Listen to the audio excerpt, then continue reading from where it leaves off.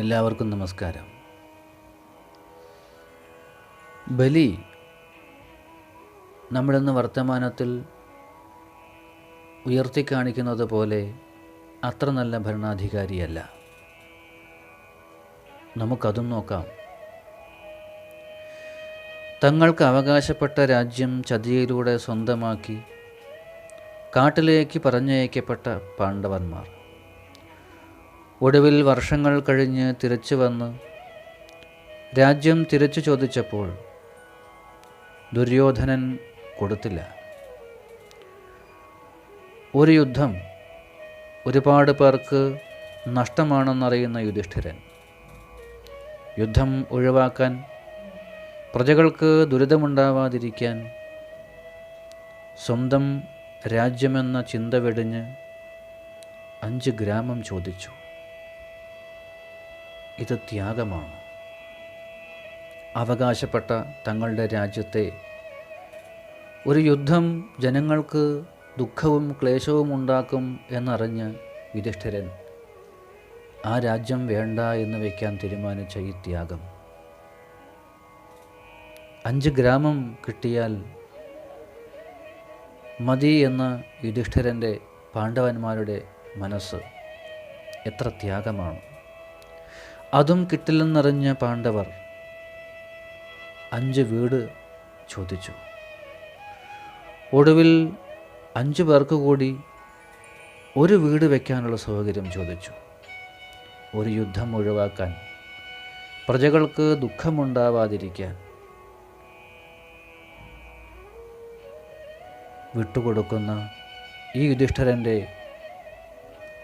7 അയലത്ത് നിർത്താൻ കൊള്ളില്ല ബലിയെ.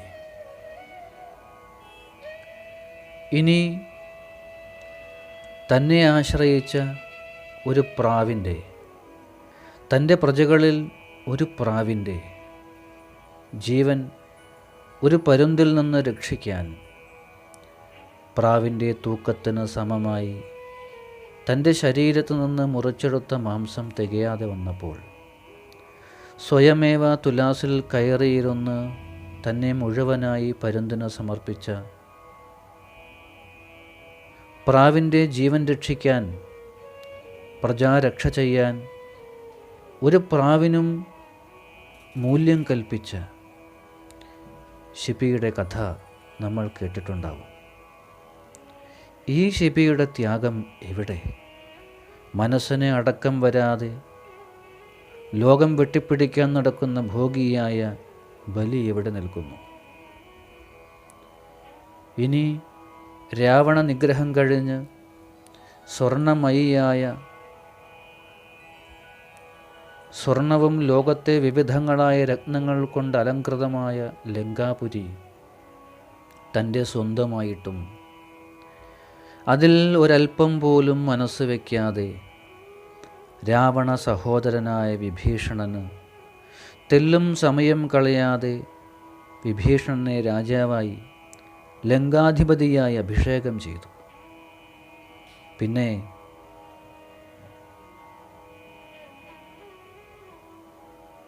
ജന്മം തന്ന മാതാവും ജനിച്ച നാടും സ്വർഗത്തേക്കാൾ മഹത്തരം എന്നോതി ലങ്കയെ, സ്വർണമയിയായ ലങ്കയെ വിട്ട്